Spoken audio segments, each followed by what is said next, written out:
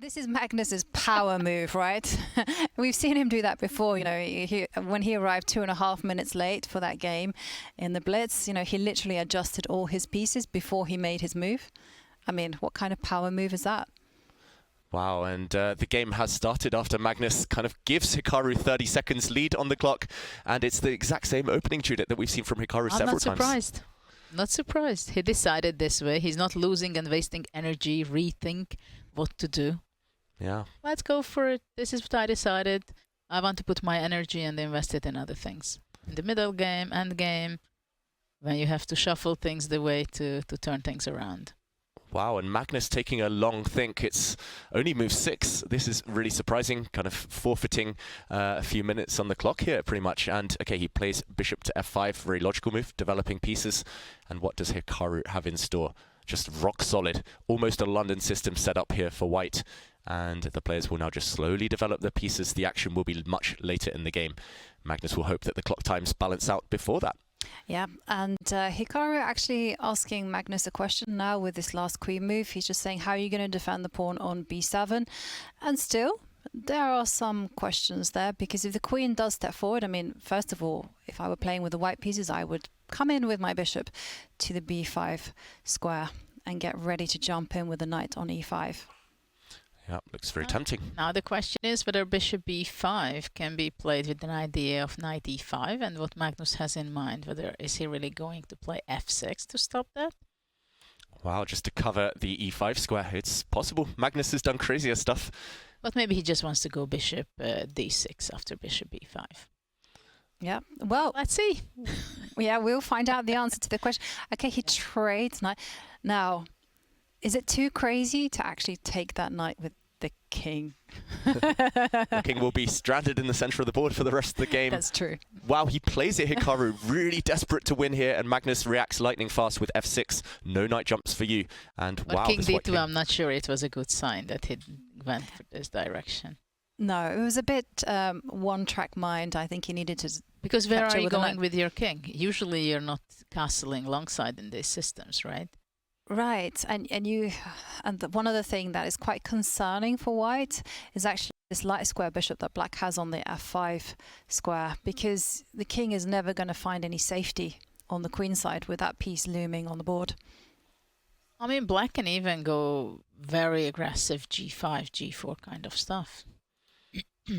Yeah. Oh, oh, wow. Maybe not anymore. Knight d4. Alarm bells ringing though. Ooh, e5. Look Step at forward. That. But Hikaru really breaking all the rules, because, you know, we're taught, first of all, don't move your king into the opening, into the center, and then certainly don't open any lines. He is Fischer Random World Champion though, and this does look like a Fischer Random game with the king out on d2. So will he get time after the queen trade that's about to happen to run back with his king to safety? I'm really surprised, I must admit, by Magnus's last move. Very strange. Yeah, but go for checkmate when your opponent's king is in the center. Right. That's what we're taught. But I think he's just simply saying, look, the bishop on g3 locked out of the game. That's true. And let's continue the dancing on the queen side. Okay, so go g5, h5. Yeah. Stepping forward with all the pawns. He's going to gain space on both sides, on both flanks here as black. It's still a beautiful position here for Magnus, but I'm really shocked he didn't go for checkmate to try and punish Well, Hikaru. maybe he just wants to play for two results, sorry. I wish we could all play for one result, Judith. And he thinks that, okay, probably Nakamura also will not feel too comfortable with this, with white, because he just sits and waits what kind of plans Magnus will work out. h4, g5, king g6, rook d8. Oops. Yeah, already. What's this? d5 is hanging. Yeah, What's Magnus going on? maybe just playing too slow. It feels like he's not quite in the zone in this game. Instead of going for checkmate, he's been forced to allow a bunch of trades. But don't forget that bishop on h2. Yeah, one bad piece. That's white's problem long term. White has 9 pawns, maybe. 9 pawns and not enough pieces. Yeah. Okay, but at least some pressure has been relieved with this last exchange. Magnus wants to be very instructive. C5, C4, sorry. In every game. In every game. Nakamura plays It seems to be like the formula, right? Develop pieces, get C4 in. Ta-da! Yeah, and some tactics, some tricks here. You have to be really careful as black, actually. This pawn's being undermined, and your knight is really loose in the center of the board. Yeah, now it's anyone's game. I mean, it's white's idea. So if black were to double rooks on the C line, it's just simply to go b4 the problem for white for black that rook c8 does not work because c takes d5, rook c1 takes on e6 and captures the knight on e4. And okay, the h2 bishop is bad, but 2 bishop versus the rook is plus. Yeah. Yeah, huge threats. How does Magnus deal with this? Pawn takes pawn is a winning idea if he gets time. Hikaru Nakamura. Suddenly the clocks as well. Magnus down to 30 seconds. He's going to regret kind of forfeiting that 30 seconds. He played too fast, made decisions. Oh. Wow, action. It is all happening. Fire on the board, lots of calculation to be done.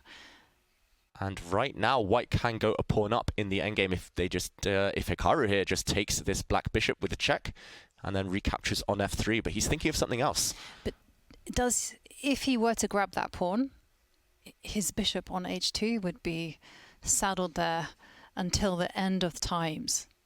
And that's something that is strategically really concerning. Very interesting, this move what Magnus played g4. He's not scared of getting his knight trapped on the edge of the board. I would be slightly kind of worried here if I were Magnus Carlsen. This black knight has no escape squares. That's why Hikaru has stepped forward, f4, taking away the g5 square from black's knight. Now all Hikaru needs is to teleport his king over to g2. Wow, no way back now for that piece. Magnus playing with fire. Just king f1, retreat. Rook g8, rook c7. And white's playing with an extra piece, essentially. The white king, the white bishop, they are kind of cancelling out the black rook and knight right now. Magnus is totally stuck, totally immobilized. I hate what Magnus has been doing. And there we go, Judith. White's rook is activating. Could we see white just be winning in the next few moves? It's quite a funny setup, having the bishop on h2 and knight on h3. Don't try it at home, that's the problem. Actually, the bishop is coming into the game. But Magnus is wriggling hard, you know. Now the rook has come to g4, h4 is threatened on the board. Because king g2, knight f4 takes h4. Yes. Takes, and then you go h4, you win back the piece, you win back the white bishop at the end. But I don't understand why Hikaru's, there we go, not just activating his rook. You can hit my bishop, but I'll just happily retreat, and the black knight's still trapped for the rest of the game. And Magnus under 20 seconds, and his position is concerning. Yeah, his position's more than concerning. It might just be lost here. And under 10 seconds, as you say, Ivanka. What next? Where's he going with that black king? Really mysterious stuff. He can barely move, and now Nakamura's just going pawn hunting, going for black's pawns on the queen side. Grab them. Why not? Well, how many seconds? 15 seconds for Hikaru. And he's taken some time out just to see whether he can grab the pawn. And he wants to go king g4. But now what? Knight f2, king h3. He has his magic ideas. This is the definition of magic, Judith. Look at what he's done. The black king has crept into the position. He's going for the win, Magnus, if he can get his king into the f3 square. Hikaru has to pull the brakes, and he has to do it now. He's a piece up, Hikaru, but white's bishop is so trapped. And the clock is ticking down, and the king has come to f3. Wow. What a resource by Magnus. Oh, the pawns are disappearing. Still some checkmate threats. Black's e-pawn threatening to come forward. And look at the clock. Both players, seconds left. Indecision there from Magnus. King f4. He's just not taking a free pawn there, it feels like.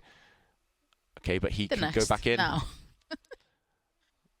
Magnus has got to draw up his sleeve if he wants it. It feels like he can bring his king across. Hikaru's just repeating now, bringing his rook, trying to give a check. Hey, Magnus takes the pawn. Black has to be the favorite here, Judith. Well, those two extra pawns, f4, f3, and nothing will stop him. f3.